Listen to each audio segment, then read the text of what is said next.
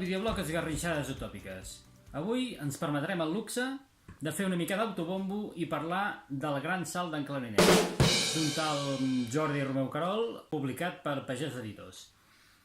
Aquesta és una novel·la que enllaça amb el recull de contes del mateix autor, Honor de Poble a Poble, també publicat per Pagès ara fa un any i mig, i no dic ben bé que sigui una continuació, però sí que podríem dir que agafa bastants elements d'Honor de Poble a Poble. La línia més clara d'enllaç, la que es veu més evident, és que hi apareixen personatges que repeteixen protagonisme. I ara aquí podríem parlar, per exemple, de l'alcalde Boncomte o de l'Agutzil Marranet. Aquí passen aventures d'un estil semblant a les d'Honor de Poble a Poble. En aquest cas, la història del Gran salt d'en Clarinet agafa la forma de novel·la i, per tant, no pas de conte, com sí que passava en Honor de Poble a Poble. L'alcalde, en Boncomte, és el principal afectat de la trama que ens hi trobem, encara que sigui una miqueta de rebot. El bon home està cansat de ser alcalde i vol plegar.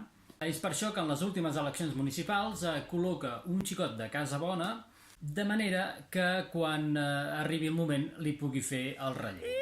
A l'inici de la novel·la queda només una setmana perquè aquest xicot el substitueixi, però algú amb mala llet sembla disposat a impedir-ho amb el robatori de dos quadres que guarneixen la sala de plens de l'Ajuntament i d'unes amenaces cap a aquest xicot.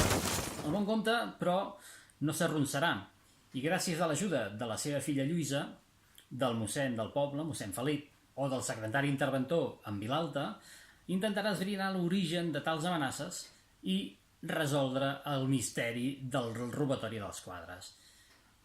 Al cap i a la fi, el Boncomte no està disposat a renunciar a la seva jubilació, i això ho té molt i molt clar.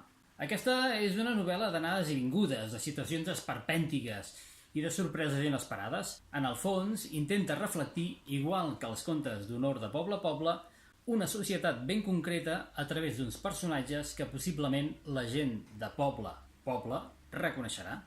D'altra banda, si voleu rebre un exemplar del Gran salt d'en Clarinet a casa, deixeu un comentari a sota d'aquest vídeo i entrareu en el sorteig d'un d'ells. Moltes gràcies.